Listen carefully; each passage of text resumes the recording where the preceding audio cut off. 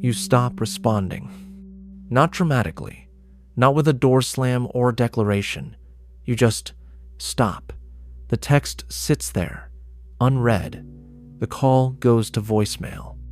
The emotional bait dangles in the water. And for the first time, you don't bite. And something shifts. They message again. Then, again. The tone changes.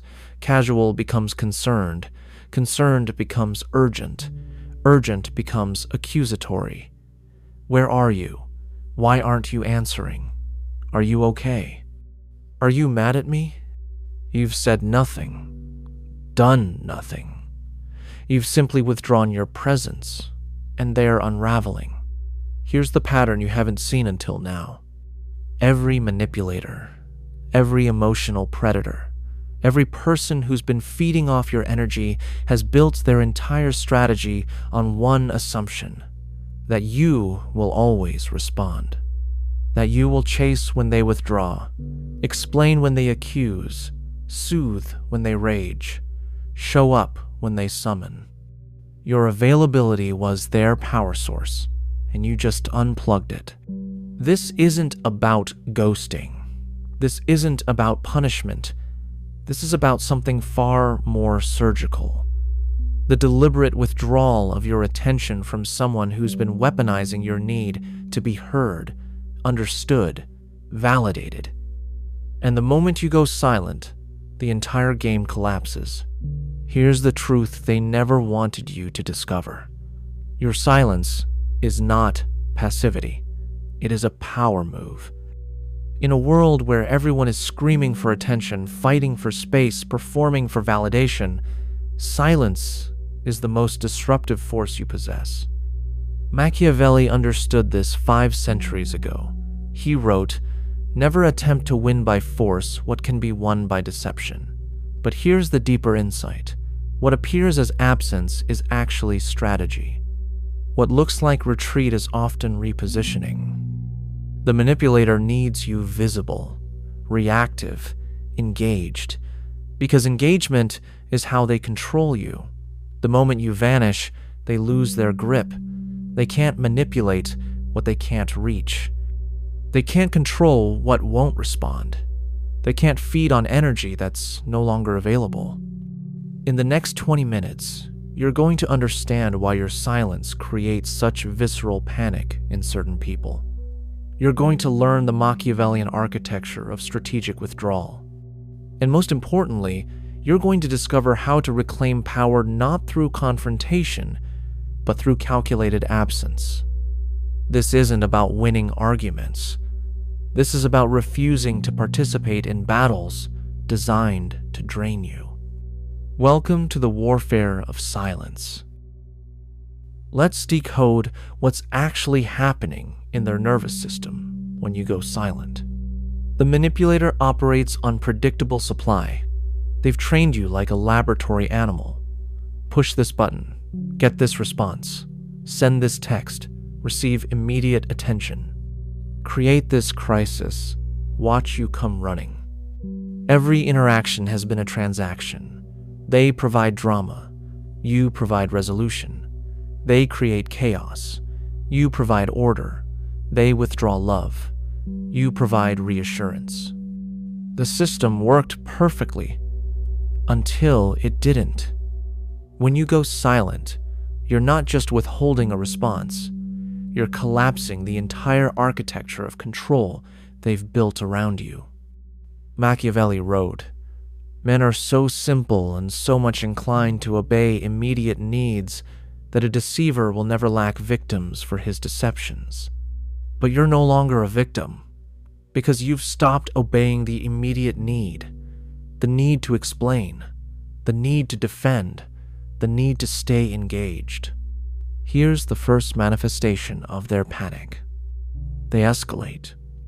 The person who could go days without contacting you suddenly needs you right now. The one who was indifferent to your feelings is suddenly deeply concerned about your well-being. Are you okay? Talk to me. This isn't like you. Translation: your silence is disrupting my control. and I need you back in position. Watch how quickly their narrative shifts. You're being dramatic, you're being cold, you're punishing them. They reframe your boundary as your dysfunction. Because if they can make your silence about your flaw, they don't have to examine why your absence creates such anxiety. The second manifestation is projection. They accuse you of exactly what they've been doing. You're manipulating me with silence. You're playing games. You're being cruel. They've spent months, maybe years, controlling you through emotional manipulation. But the moment you employ the single most effective counter strategy, you're the manipulator. This is textbook Machiavellian understanding. Those who hold power through deception will always accuse their opponents of the very tactics they employ. It's misdirection, confusion, an attempt to make you doubt your own strategy. Don't. The third manifestation is recruitment. They can't break your silence directly, so they send proxies. Mutual friends reach out. Hey, I heard you two aren't talking. They're really upset. Maybe you should. Family members get involved. I don't know what happened, but they seem really hurt. They're building a coalition against your boundaries, trying to create social pressure that accomplishes what their direct manipulation couldn't, making you the villain in a story where you simply stopped participating. But here's where Machiavelli's wisdom becomes surgical. The intensity of their panic is directly proportional to how much control they were exerting. The person who barely notices your silence, they weren't feeding off you. The one who's losing their mind, they were dependent on your supply. Your silence just revealed the power dynamic that was always there. Let's go deeper into the mechanics. Why does your voice, your response, your engagement matter so much to them? Because manipulation is a performance that requires an audience. The narcissist needs you to react to their provocation so they can feel powerful. The guilt tripper needs you to explain so they can twist your words. The gaslighter needs you talking so they can make you doubt what you're saying. Machiavelli understood that perception is reality in the realm of power, and perception requires witnesses. When you go silent, you're not just withdrawing your presence, you're withdrawing your witnessing. Think about their tactics. All of them require your participation. The rage? It only works if you absorb it, apologize for triggering it, walk on eggshells to prevent it. The cold shoulder? It only works if you chase them, beg for their attention, prove your worth through pursuit. The word salad confusion? It only works if you stay engaged, trying to make sense of nonsense, seeking clarity from someone invested in your confusion. Remove your participation, and the entire system collapses. Here's what they're actually panicking about when you go silent. You're no longer playing your role in their psychological theater. You're no longer the audience validating their performance. You're no longer the supply source maintaining their internal equilibrium. And without you there, they have to face something terrifying. Themselves. The manipulator's greatest fear isn't your anger. It's your indifference. Anger means you still care, still feel, still engage. Indifference means you've seen through the game and decided it's not worth playing. Machiavelli wrote, "If an injury has to be done to a man, it should be so severe that his vengeance need not be feared." But the modern application is more subtle. The injury to the manipulator isn't violence, it's irrelevance. When you go silent, you're not attacking them. You're making them irrelevant to your peace, and that's more devastating than any confrontation. Because confrontation still gives them material. Your anger gives them ammunition. Your pain gives them supply. Your words give them something to distort. Your silence gives them nothing. And nothing is impossible to manipulate. Machiavelli spent his life studying power, not the fantasy of power in philosophy books, the mechanics of power in actual human systems. And one of his most overlooked insights was this: presence can be a weakness, absence can be a strategy. He observed that princes who were always available, always accessible, always engaged, became predictable. And predictability is vulnerability.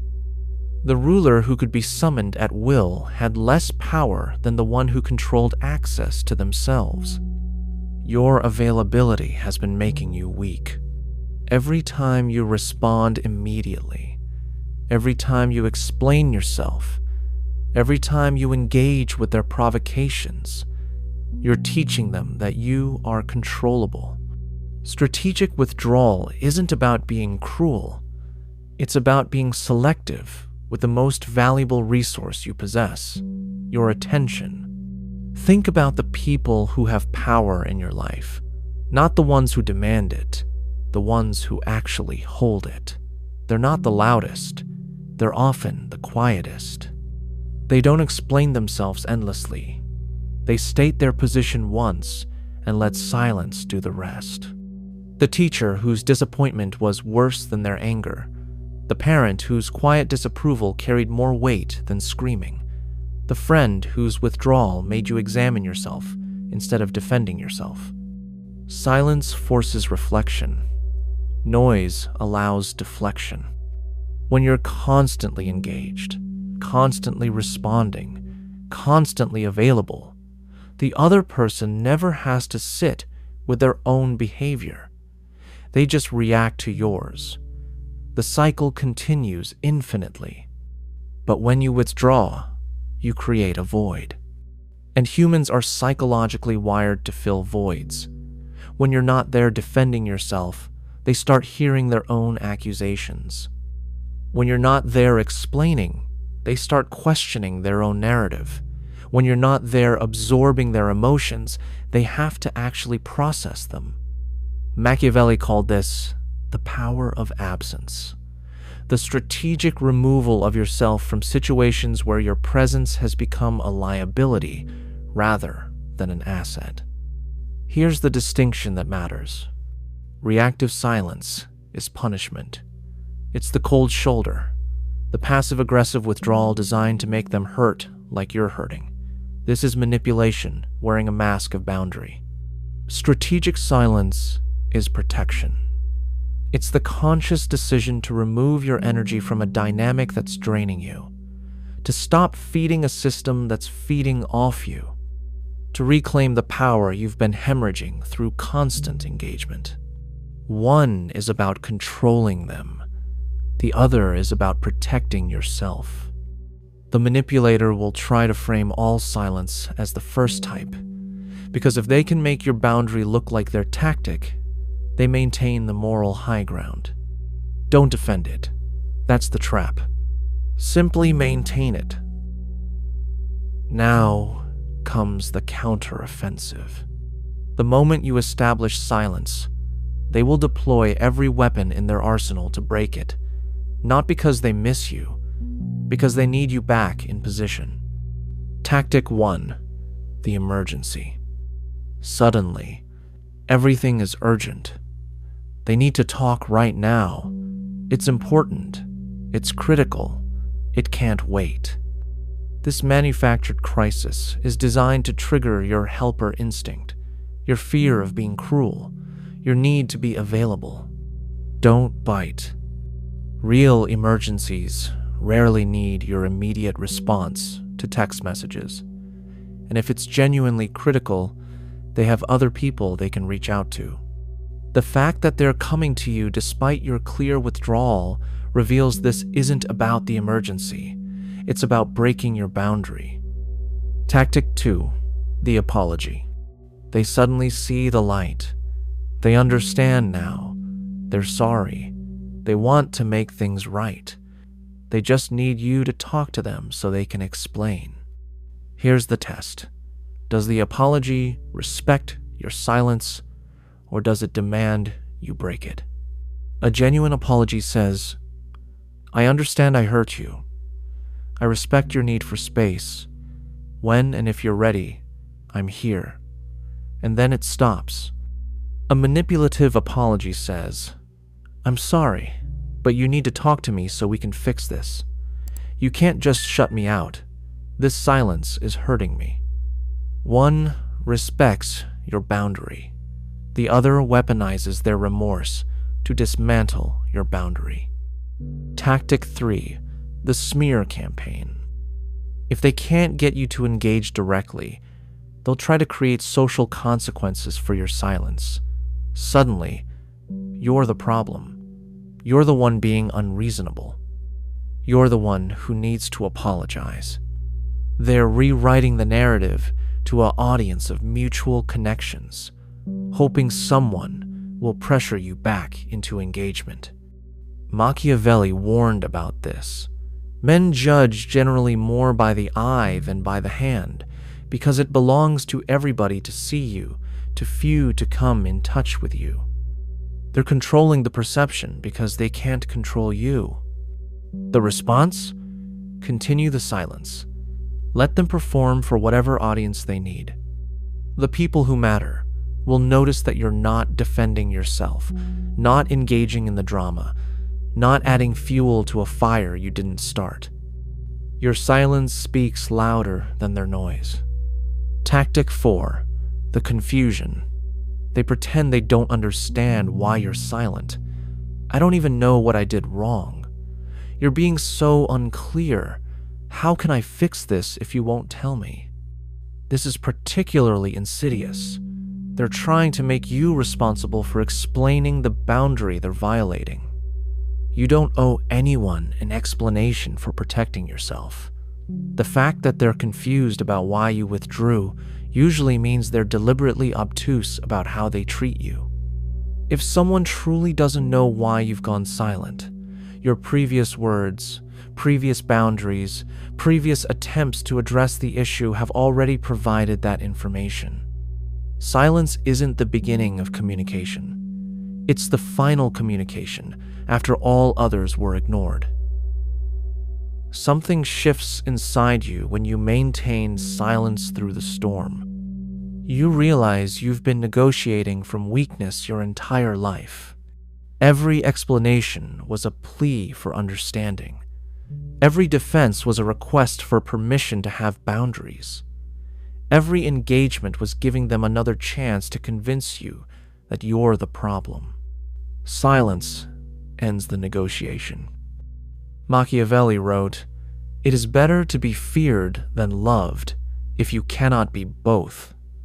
But in modern psychological warfare, this translates differently. It's better to be unavailable than understood if you cannot be both, because understanding requires good faith on both sides, and the manipulator is not operating in good faith.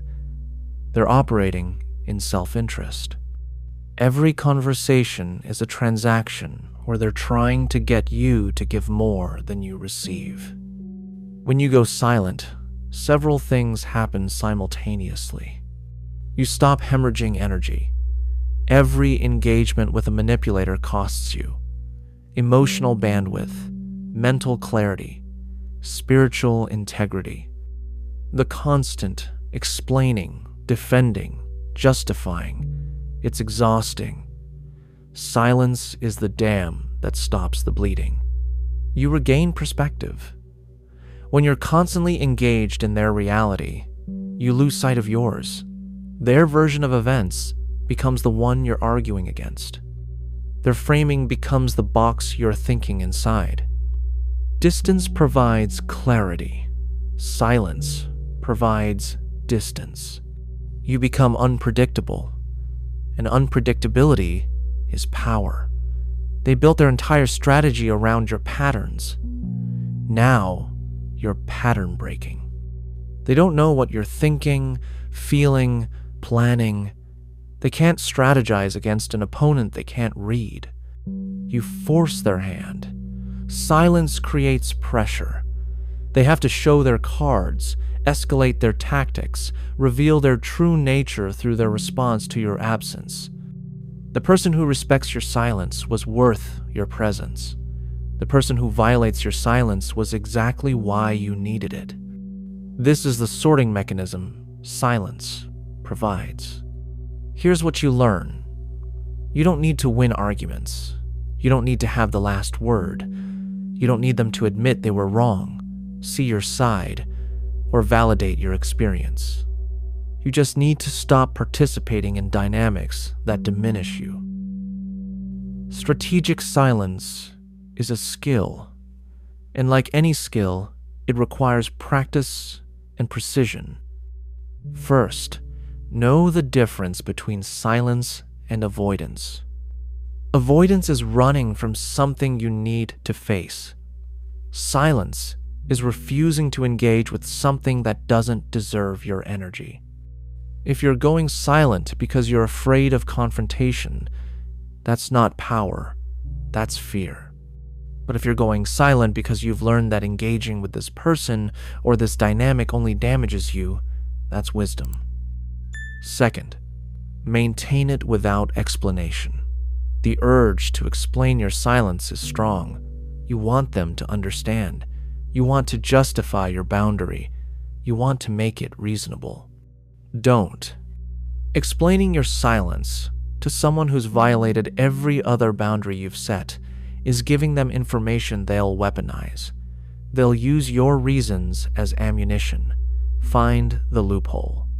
Convince you that your boundary is unfair.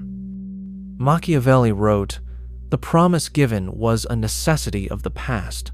The word broken is a necessity of the present."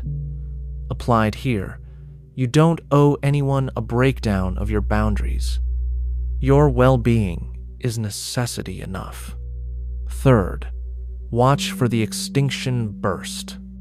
This is a psychological term for what happens when a behavior that's always been rewarded suddenly stops working.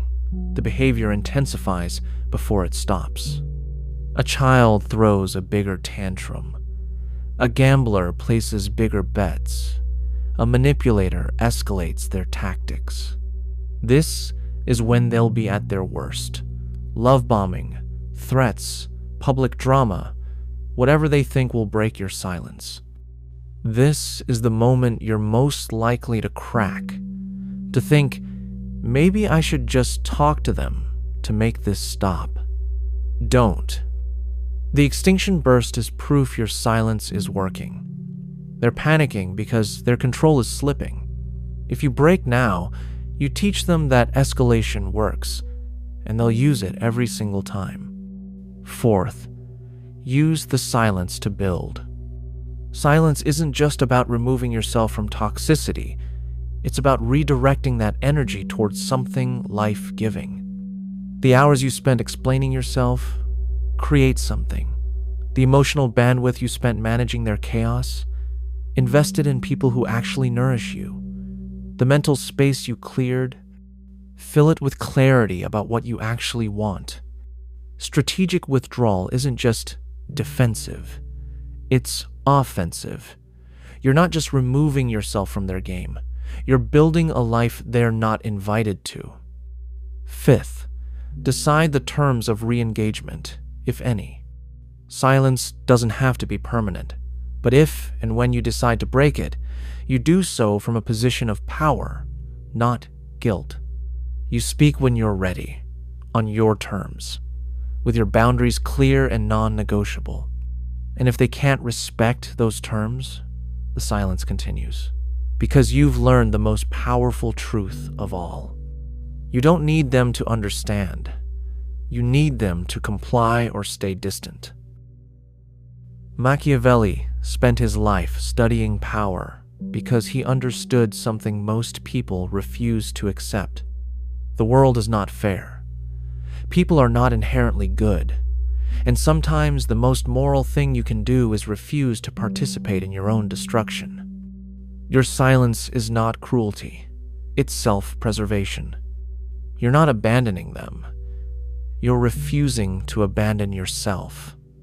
And every time they try to frame your boundary as your flaw, remember this. The people who benefit from your lack of boundaries will always be offended by you establishing them. Let them be offended. Their comfort is not your responsibility. Their understanding is not required. Their approval is not the price of your peace. You've been living in a world where engagement equals care, where availability equals love, where constant communication equals connection. It doesn't.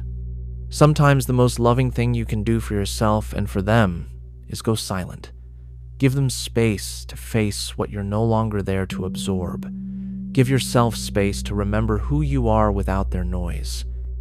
Machiavelli's final wisdom: where the willingness is great, the difficulties cannot be great. Your willingness to endure their panic, their manipulation, their attempts to break your silence, that's where your power lives. Not in explaining yourself, not in winning arguments, not in making them see, in simply, quietly, powerfully withdrawing from battles you don't need to fight. Your silence is not a void, it's a fortress. And every day you maintain it, you're building walls they cannot scale, creating distance they cannot cross, establishing sovereignty they cannot challenge. This is how you reclaim power, not through force, not through confrontation, through strategic absence. Starting now, write in the comments, "My silence is non-negotiable." Let's see who's ready to stop explaining and start protecting. And if this hit you, the next video goes deeper. Keep watching. You're not done building yet.